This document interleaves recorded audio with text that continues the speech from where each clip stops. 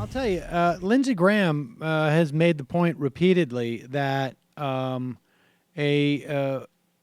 type of war, military action against North Korea, basically is, the costs are all going to be borne by the North Koreans. Here's an example of, on the Sean Hannity show, retired U.S. Air Force Lieutenant General Thomas McInerny.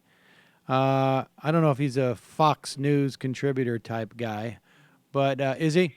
Yeah, here he is basically arguing like, look, casualties not so much an issue because it's just going to be them. Get this one, Sean.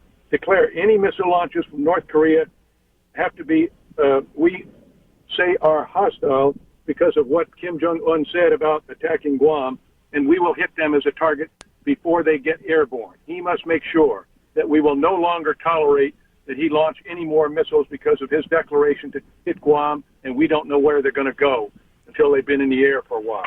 So we have no choice.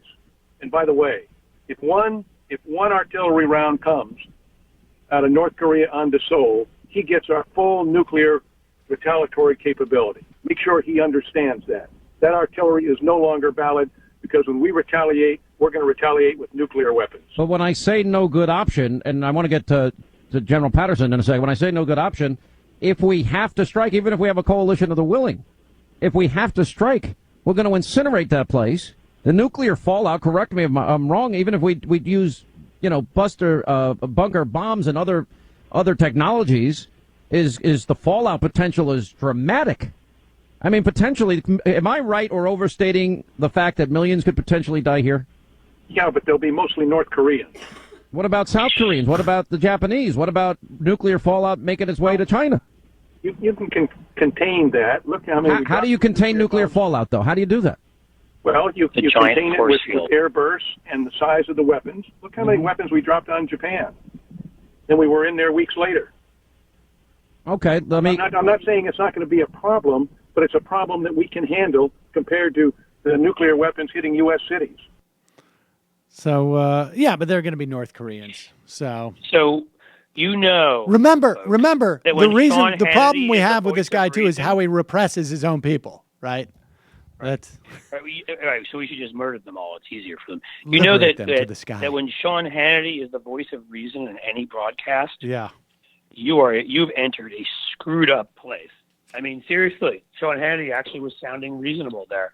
This guy's a sociopath, clearly, who doesn't care. And again, I'm not a military guy, but I don't know what the hell he's talking about. I have actually studied science and stuff.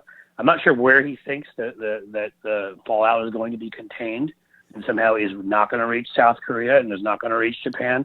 Not to mention the fact that what is he talking about? Even when we nuke them, they've got these artillery bunkers deep in the mountains, basically not very far from Seoul and overlooking it. I mean, if we have nuclear weapons headed in their direction, if they just unload everything on Seoul, and I'm not saying, killing that many North Koreans isn't unacceptable or any, because it is, unless it were a last-ditch attempt to defend ourselves. But I mean, to pretend that people there's not going to be mass killing of people in Seoul is ridiculous. I mean, I don't know, man. Where do they find these people? I don't, it's where do these people, who's listening to these people is what's the really scary part in my mind. But and that's Trump, because he's watching Hannity if he's not on it, and that's where he's learning his stuff from.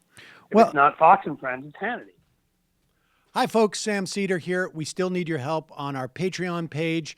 YouTube ads have come back, but not nearly as much as we had before. So if you can help us out, any little bit helps.